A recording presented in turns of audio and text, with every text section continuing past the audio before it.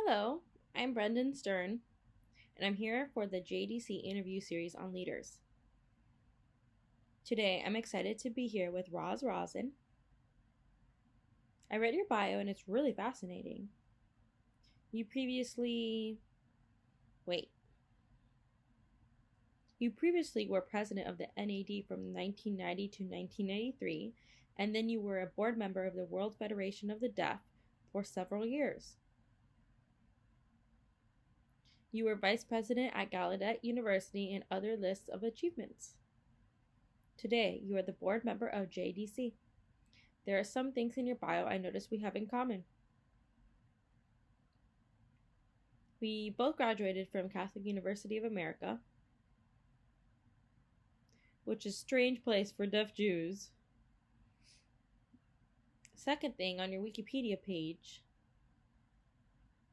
your occupation lists you as an activist. I think that's something many of us strive for. So I'm really glad and excited for our time today to chat and ask you some questions. Are you ready? Yes. Ready as you can be. Right. So the first thing I'll ask you, can you share a story of when a wise person, doesn't matter if it's in the past or the present, who inspired you to become a leader today? That's a good question. I would say the first person I'd say who influenced me to be who I am are my parents. Both of my parents are deaf. My brother is deaf, Harvey Goodstein. We are from the Bronx, New York City, 2 blocks from the Yankee baseball stadium. Anyways, both of my parents never went to college. They raised me and my brother to go to college. We were the first in our family to go to college. We got our doctorate degrees. I got mine from Catholic University because it was close to Gallaudet where I worked. It was easier to commute. I was raising a family at the time. I was working full time. So my mom gave me some values to learn. How a person should function in the world. I remember as a student at Lexington School in Manhattan, I slept at the school during the week. Then I would go home every Friday. So sometimes during the week we had a lot of downtime. When I was 11 or 12 years old, I asked the head of the after-school activities and dormitories if I could set up a jacks tournament.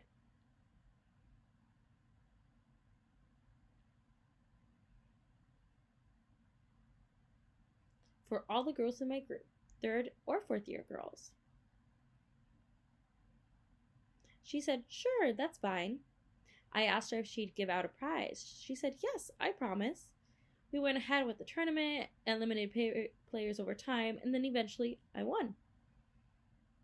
So after that, I met with her and told her we finished the tournament. I showed her the score spreadsheet and that I was the winner. She looked at me and made a face, like she was looking down on me. I felt something was off about that. I still got the prize. On Friday, then, when I won, I got home and I told my mom, I told her about the woman who didn't seem happy that I won. My mother said, you know why? I replied, because I won. She explained, because when you start something like running a tournament, you're supposed to give others a chance to shine. I had a realization. She said, next year you can help somebody else host it, and you can play it or try to win. That is the idea of how my mother felt comfortable enough to talk to me about it and have open communication with me. At the time, all the teachers at the school were hearing. There was no signing. It was an oral school. That's one. Later in life, I got married. I got involved with the new community in Washington, D.C. Became friends with Fred Schreiber. This was his name sign because he was Jewish. He was proud of that. He was maybe 20 or 30 years older than me and my husband, but he always invited us to his parties. Good parties with lots of leaders of Washington, D.C. at the time. I had a good connection and looked up to him. He was the home office director for NAD. Before that, NAD lived in a desk drawer of the BBB in California. The first time we had paid director of the NAD, Fred. So oftentimes he would take me under his wing and explain to me about what's going on. I became interested in that. Later, I became an elected member of the NAD board. And I was with the board for 13 years. Another person I would like to mention is, she's not Jewish, her name is Marcella Meyer. She established GLAD in Los Angeles, California. We became really good friends. But she was the first deaf female leader that I knew. I met Gertie Galloway later on, also to recognize at the time young girls such as myself had no female models that were like us. There was no one. She encouraged me and helped me to campaign for a seat on the NAD board. Then every night we would get together during powwow to debrief on what happened that day, how the votes are going, how the counts are going. She told me, Roz, you must interact and meet with people more. They're saying they don't see you enough. So she taught me a lesson that leaders need to be with the people and not just on the grounds. On the grounds, right? Because people vote with their feet or with their hands. So you have to interact. I learned from these people. There's so many things you talked about that I want to take it deeper. But a few things I'll discuss. If my memory serves me right, you talked about a few people that were role models. But you kept going back to your mother or grandmother. I knew in Jewish culture there is a unique connection between a mother and child. Now, modern day thinking. But both parents are important, not just the mother. Like before, if your mother is Jewish, then you are also Jewish. Now, if your father is Jewish, you are also Jewish. This is a little bit of a modern thinking in our religion now. Yes, that's true. And speaking of how times are changing, that man's name, it was Jewish? Yes, Fred. It's hard for me to imagine a person with the name sign today. Back in the day, it was fine, acceptable. I just think it's interesting. Another thing I want to talk to you about is your experience at Catholic University. I have to mention this because I remember very well that I didn't expect that. But I was fortunate to have a really good team of interpreters. Because of that, I felt like being deaf at a Catholic university made me feel more Jewish. I wonder if you felt the same way there. I'm curious. I know they had other Jewish people there, but they don't always identify themselves, so I don't know. I had to provide my own interpreters. This was 12 or 13 years before the ADA. So I always brought my own interpreters and paid them. I was not the only Jewish person in the room. On the crucifix on their wall, Jesus was there. Well said.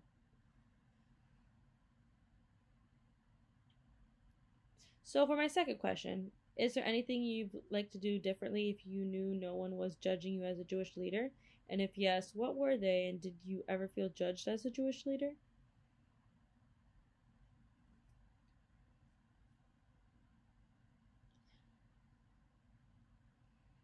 I never really thought of that. It's a good and really interesting question. You know how today the world for how people view themselves is intersectionality? So I am Jewish, I am deaf, I'm a woman, I'm all these things. It reminds me of the time I gave a workshop training. It was during the women's movement in the 70s. It was about how to be assertive as opposed to being a passive aggressive. Things like that. In the workshop, I asked the deaf woman in the audience, how do you identify yourself? Do you identify as deaf or as a woman? It's the same question we ask Black deaf people. Do you identify as deaf or Black? They were always unsure. I said, I'm both. It was too hard of an answer. They said, because on the street, they look at me as Black first. In the deaf community, they look at me as deaf first. That is the same thing with women. Sometimes they'll raise their hands because they experience every day being oppressed as a deaf woman. Others have said that identifying first as a woman because they feel oppressed as a woman too. I didn't ask a question about Jewish back then, but I feel like it's the same concept because there's a ship. You're on the ship and the ship starts sinking. Then there are 2 lifeboats that are on each side. One boat is only for deaf and the other one is for women only. Which would you jump into? Most people would say that they would jump into the deaf lifeboat, but a few said I would jump into the women only because my sister is hearing and I love her. I have to be with her all the time and I cannot be apart from her. Another woman said her partner is hearing and she values her. So it hit me like a bolt of lightning. This was a stupid question. I shouldn't be asking those questions. You shouldn't have to choose. We're lucky that we have to be both because people see me as Jewish, but they also see me as Roz. A deaf woman who is Jewish. And I'm many other things as well. I'm a mom, I'm an activist, and so on. But do people see me as Jewish or see me differently? No.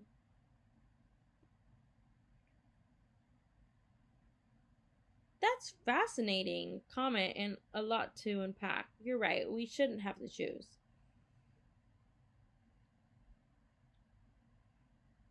You're right, we shouldn't have to choose. And we don't have the option to choose. It's often the situation, the context shapes how we feel and see ourselves.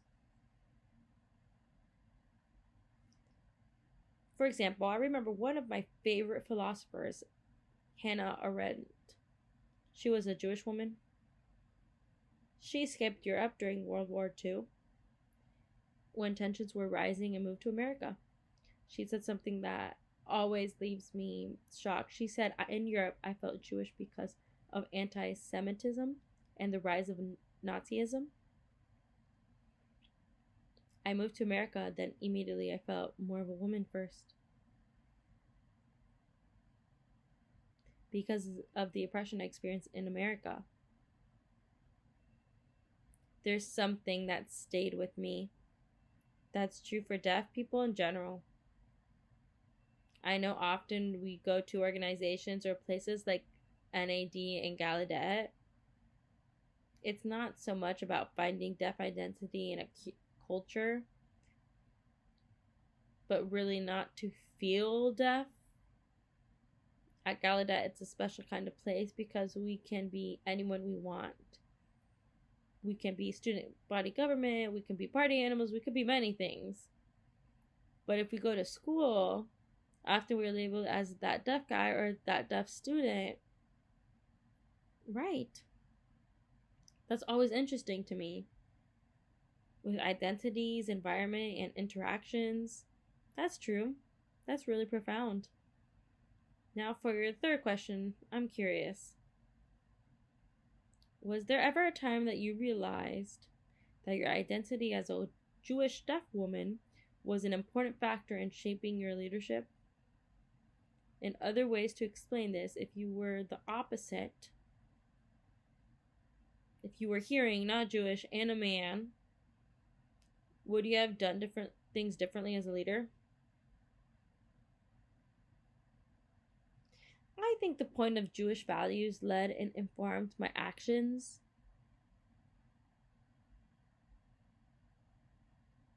So, for example, Judaism emphasizes on the spiritual God. Spirit, God, or spirit, values, and community. Together, that's the Jewish version of the Holy Triumvirate. The idea that we serve the community. As a person, we always want to see things get better. To overcome things once and for all. Change the rules, change the environment, make things better for other people.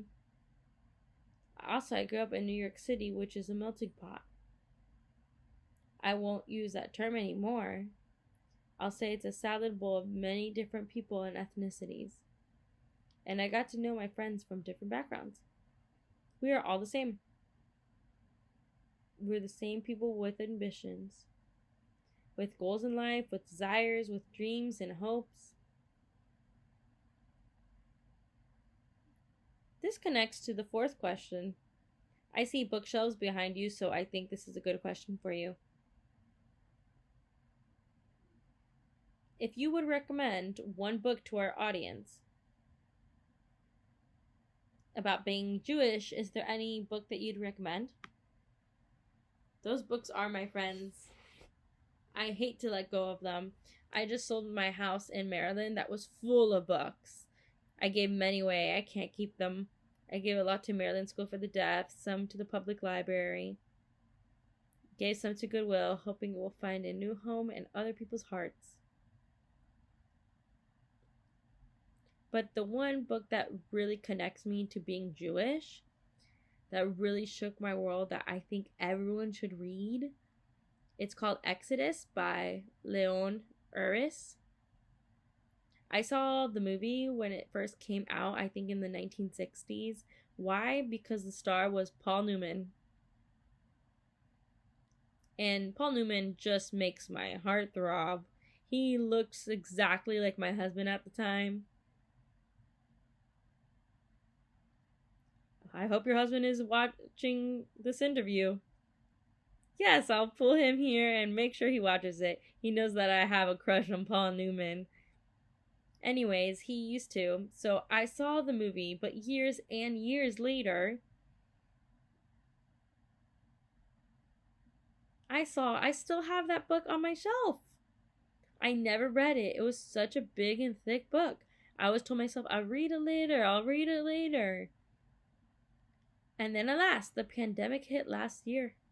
So I had plenty of time to read, and I had a lot of the books. I started reading Exodus and immediately got consumed by it. I explained the history of Jewish people and how Israel became a nation. It talked about the fight and the struggle of the character played by Paul Newman.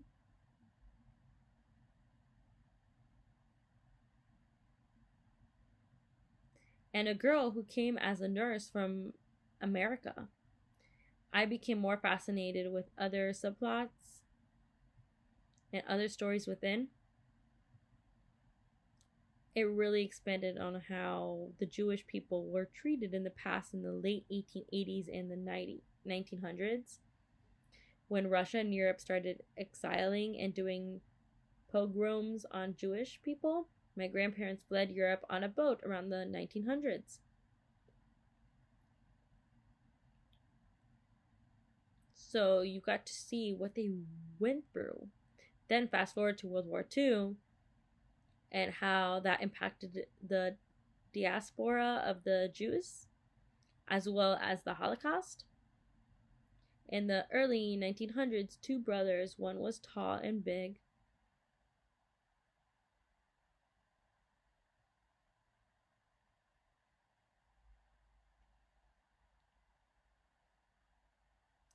the other was skinny or scrawny, but very bright. They were very close and they decided to flee by walking from Europe to the Promised Land, Israel. What they went through were in the movie. But bottom line, the two brothers grew up and had very opposite philosophies on how to fight for human rights.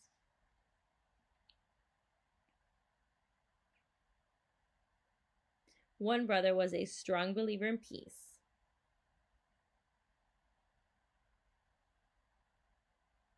Being diplomatically through the channels, through the relationships, through agreements with people. The other brother didn't believe in that.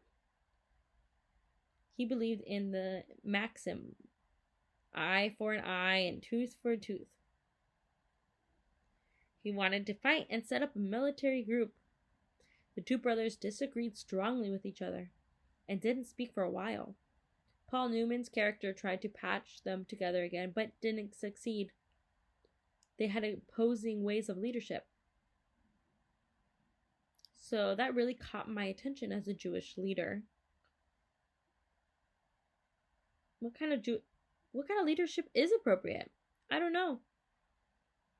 I think it's a bit of both. We need to be diplomatic, but at the same time stand up and fight for our rights. I remember that feeling of awe. When I would see rows of books on bookshelves, I remember my father having that giant books, Exodus, on the shelf. I remember thinking to myself, that's what adults do. They read books like that. I never read it, but after what you said, I'll have to check it out.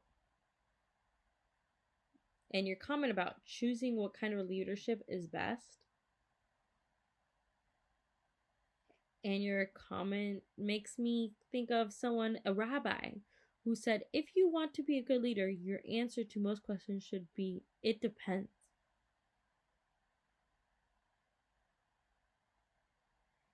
It's challenging for a leader to pick extremes. Or even going with the extreme. Depending on the situation, depending on what needs to be done. That's true. That's called situational leadership. It depends on the situation. You can make a decision right away, but you need to involve people in the process. About that, it makes me think of a second part of the question. A book on leadership I recommend, The 7 Habits of Highly Effective People by Steve Covey.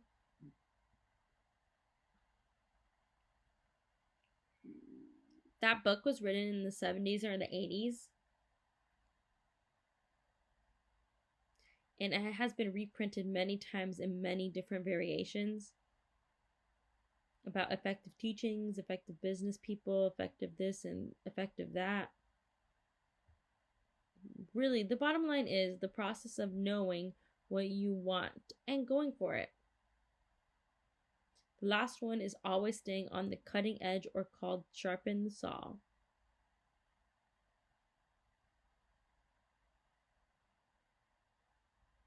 That summarizes a lifelong learning.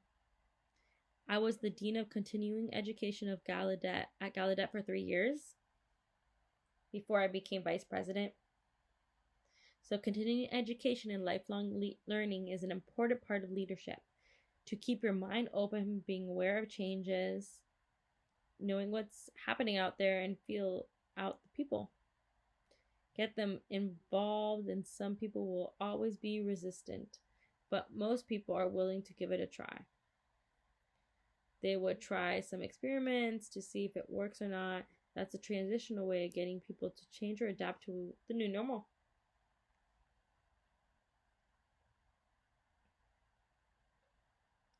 The 7 Habits book, I always heard that title. I think it's probably one of the most famous books. It's another book I need to check out. Thank you. One last question. Most Jewish deaf people reach a point where they feel pulled in different directions regarding competition, competing values, and feelings relating with others. Do you mind sharing some experience with that?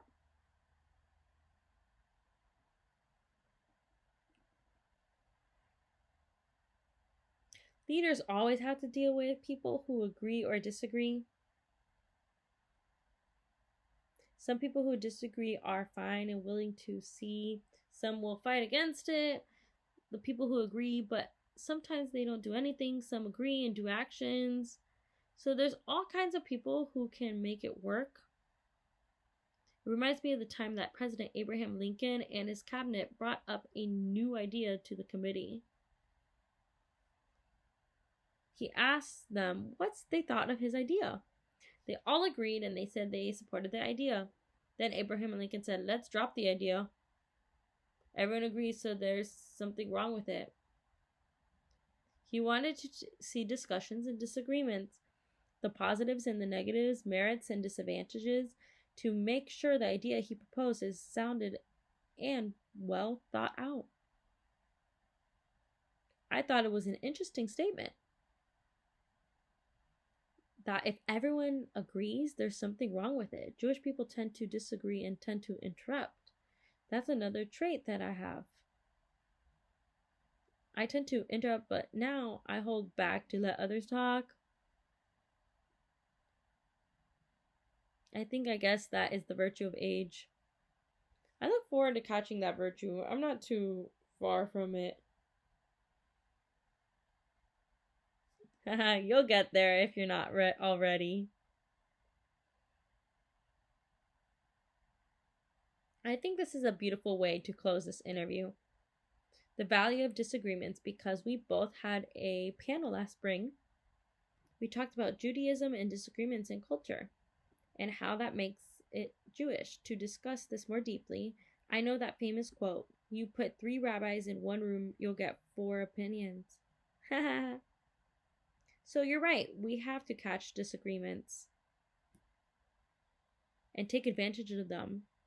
There's research showing, for example, some healthy relationships often have arguments and disagreements. That's interesting. That's the foundation of trust. To have that relationship so you can open your mind. To allow differences of opinions without fear of being hit or suppressed. I think that's just basic trust. There's another virtue that leaders need to apply to themselves. The ability to listen to people, respect them, and try to incorporate them. And not to be thinking of something else. Instead, you listen to them and repeat back to them. Like, "Oh, you mean to say," to get things going. It's important to keep in mind that you have to pull people and have a clear purpose. Second, you have to have passion for that. Third, you need to have a process how you can that turn into action. Final thing, you have to have a productive outcome. Otherwise, you can keep rolling, but nothing happens. It doesn't achieve the way you want, and people become discouraged and start to leave. You have to keep showing them you have results and accomplishments that are progressing. A leader has to be able to frame that. Tell the people these things are happening because of you. Thank you for that. People are the most important asset a leader has. Not things, not money, but people. Makes me think of the quote another friend of mine said, "The system doesn't work, the people do." Yes! It's very true and honest. Your answer to my questions amaze me. I truly wish we had more leaders like you out there. The world would be a much better place, I think. There are some in the nooks and crannies of the world. I think that's it for our interview. Thank you. No, thank you for making time to talk to me. Bye-bye.